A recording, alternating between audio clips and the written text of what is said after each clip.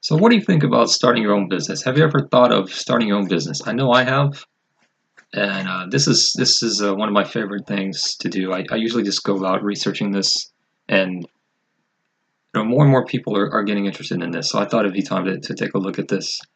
Let's look at some of the ways you can do this because it is so versatile.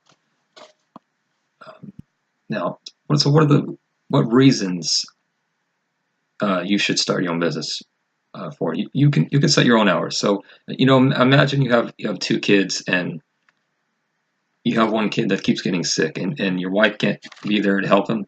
Um, and you're working at a job and your kid keeps getting sick and you need to be there for him. They'll just get rid of you. I mean, sometimes you kind of just have to run your own business if based on the situation. Um, what if you keep getting sick? You just happen to have a month like this or 2 months like this, and you get sick for a week, and you can come back and you get sick another week, and you can't be at work. Usually they'll fire you. The companies aren't too lenient. What if you have like MS or something like that, and there might be a certain days where you can't walk to work. Not every company is so lenient, so you might want to consider being self-employed. Now, according to NewYorkPost.com, self-employment is a rising trend in the workplace. Um, it's getting more popular. There's lots of things coming out now with the smartphone technology. There's all kinds of things you can do. Now, of course, we all use these. We all use smartphones. And like I said, what about doing it for money? Have you ever thought of that? Think about Uber. That's the first thing that comes to mind. Uber. And you can drive people where they need to go. You don't have to be a genius. This is decent pay, and you can do that. You can actually teach a language to somebody. And there's a site called Duolingo, and it's totally free. Really, really good site. You can do this.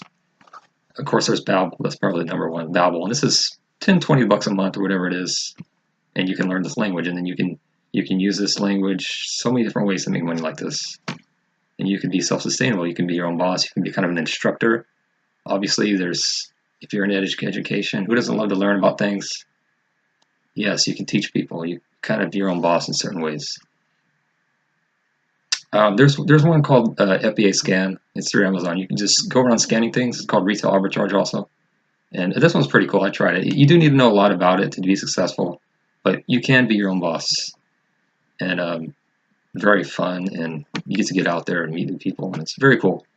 Definitely join a support group for that. And of course, the flexibility. Who doesn't love flexibility? It's awesome. You can set your own hours, like I already mentioned before, in case anything comes up.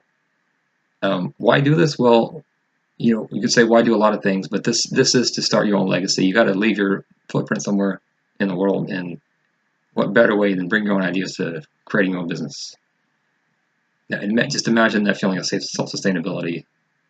You just breathe a sigh of relief, especially when things come up, life happens. Sometimes, like I said before, sometimes employers aren't so forgivable. I actually have done this before. I have run my own business. I made just about minimum wage, though. I made a little under minimum wage, and I think I decided to go to college to help me with this. And of course, that's what I recommend for the employment business ventures